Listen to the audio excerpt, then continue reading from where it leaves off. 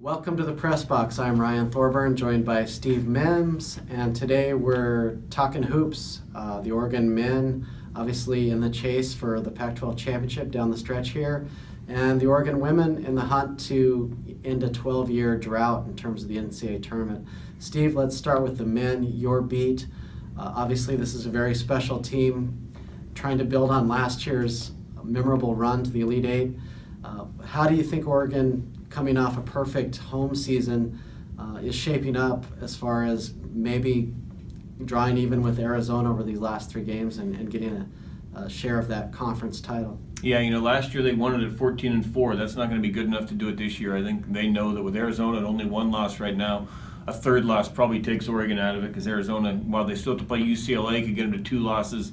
They got USC at home and at Arizona State. So I think you figure that your two losses are going to, as much as you can get to get the conference. Now it's interesting, they go down to the Bay Area this week, which isn't a real daunting trip right now. Cal just lost to Stanford. Stanford's not playing very well this year, but historically Oregon's been swept 11 of the last 15 years. Some numbers we've all heard, 11 of the last 15 years. I think they lost 12 of the last 15 times at Cal. So, and even last year, Oregon's national or Pac-12 title team, their biggest loss in conference play was a 20-point loss at Cal when they went down there rolling and ended up getting swept on the Bay Area trip. So we're interested to see if, they're better than those teams, but they were last year and got swept. So we'll see if they, with some of the same guys going down there, maybe know that trip's going to be a little bit more difficult going in. Dana Altman's record in recent years after Valentine's Day is amazing.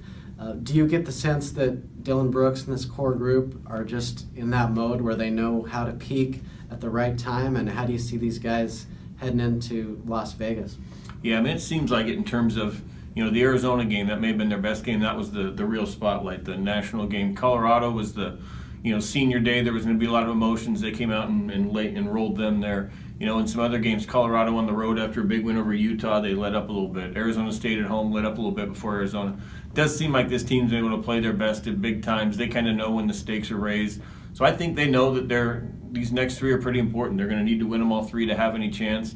And we saw last year the conference tournament, and they rolled through that tournament too. So with all those same guys back, it'll be interesting. That one they went in as the 1 seed.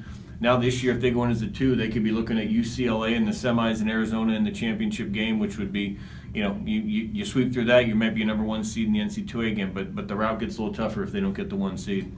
I enjoyed Austin Meek's column recently where he said, fans should just enjoy this moment right now and not worry about, who might be leaving for the NBA and the seniors leaving and all that stuff.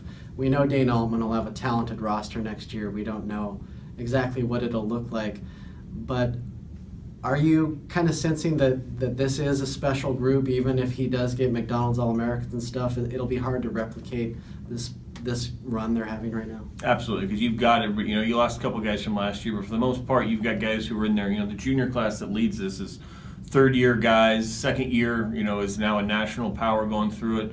And yeah, you look at, Brooks, Dorsey, and Bell, Dana Altman all but basically said last week, hey, we don't know what's happening. These guys may all go. Those guys all go. You've got five players coming back next year, no real bigs.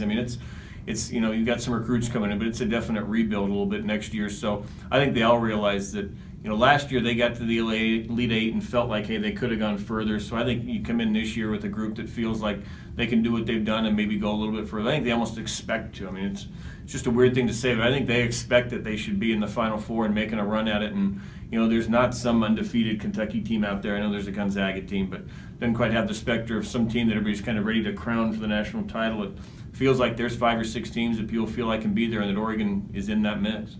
Shifting gears to the women, their core group that Kelly Graves has put together is primarily true freshmen and, some sophomores.